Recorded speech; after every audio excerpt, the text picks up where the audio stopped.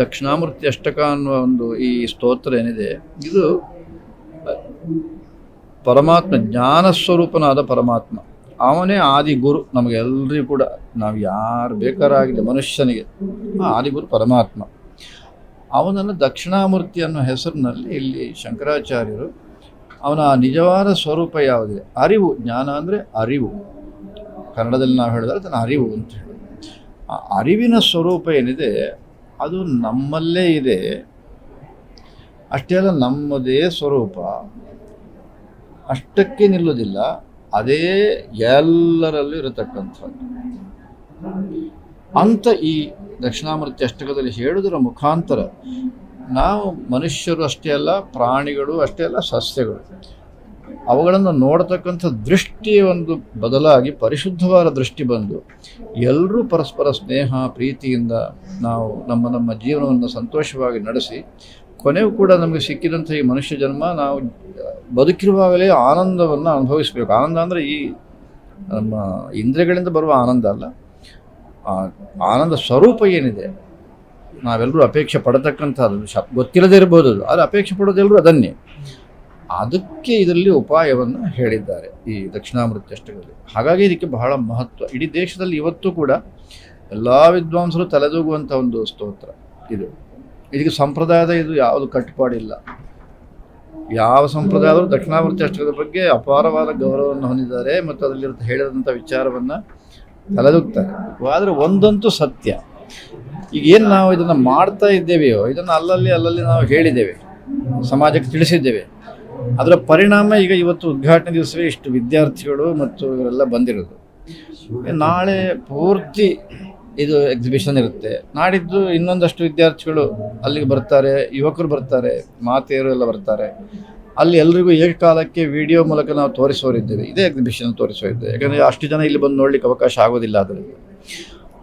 ಹಾಗಾಗಿ ನಾವಿವಾಗ ಈ ದಕ್ಷಿಣಾಮೂರ್ತಿ ಅಷ್ಟಕವನ್ನು ಇಟ್ಟುಕೊಂಡು ಏನು ಈ ವೈಜ್ಞಾನಿಕ ಪ್ರಯೋಗಗಳ ಇದನ್ನು ಈ ಸಾರಿ ತೋರಿಸಬೇಕು ಅಂತ ಪ್ರಯೋಗಗಳ ಮೂಲಕ ಯೋಚನೆ ಮಾಡಿದ್ದೇವೆಯೋ ಅದಕ್ಕೆ ಅಪಾರವಾದ ಜನ ಬೆಂಬಲ ಸಿಗ್ತಾ ಇದೆ. ಅಪಾರವಾದ.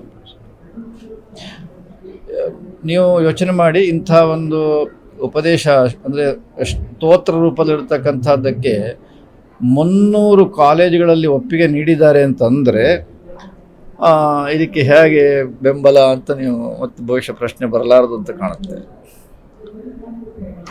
ಅದು ಬೆಂಗಳೂರಿನಂಥ ಮಹಾನಗರದಲ್ಲಿ. ಬ್ರಹ್ಮಾಂಡದಿಂದ ಮಾಯೆ ಎಲ್ಲವೂ ಕೂಡ ಪ್ರದರ್ಶನಗೊಳ್ತಾರೆ, ಒಂದಕ್ಕಿಂತ ಒಂದು.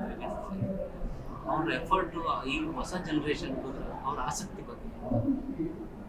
ಆಸಕ್ತಿ ಬಗ್ಗೆ ಬಹುಶಃ ನೀವು ಅದನ್ನು ಗಮನಿಸಿರ್ಬೋದು. ಎಲ್ಲ 5th ಸ್ಟ್ಯಾಂಡರ್ಡು 7th ಸ್ಟ್ಯಾಂಡರ್ಡಿಂದ ಹಿಡಿದು ಎಲ್ಲ ರೀತಿಯ ವಿದ್ಯಾರ್ಥಿಗಳು ಇದ್ದಾರೆ. ಇಲ್ಲಿ ನಿಮ್ಮೆನ್ಸಿನವರು ಇದ್ದಾರೆ, ನಾರಾಯಣ ಹೃದಯಾಲಯದವರು ಇದ್ದಾರೆ, ಡಾಕ್ಟರ್ಸು,